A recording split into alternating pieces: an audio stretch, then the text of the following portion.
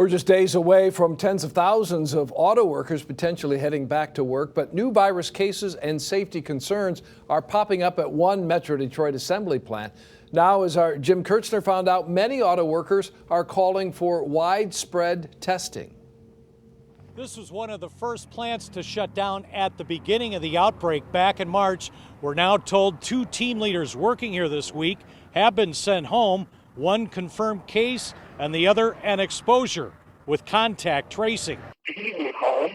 Then today it was a confirmed case. The health department called this young lady, another team leader. Hers was a confirmed case of COVID-19. The Big Three say they have provided extensive safety protocols ahead of production resuming on Monday. 150,000 auto workers will be phased back in on the job starting Monday here. You could be working next to somebody who is asymptomatic and positive, and you don't even know, they don't even know, and next thing you know, you're taking it home to your family. Rank and file workers are upset with their top union leaders working in this office building, and here's why. This memo from last week made it clear people working here must test negative before returning to work. So they're protecting their employees.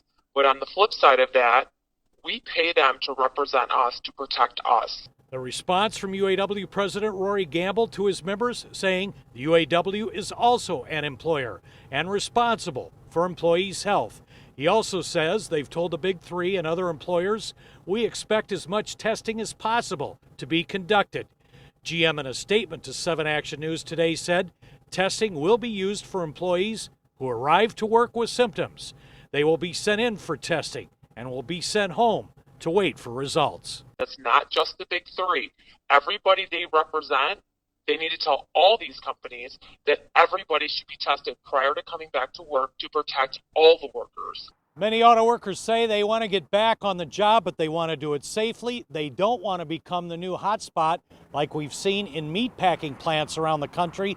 The Big Three say they've opened plants in other countries and they've kept workers safe. In Sterling Heights, Jim Kurtzner, 7 Action News.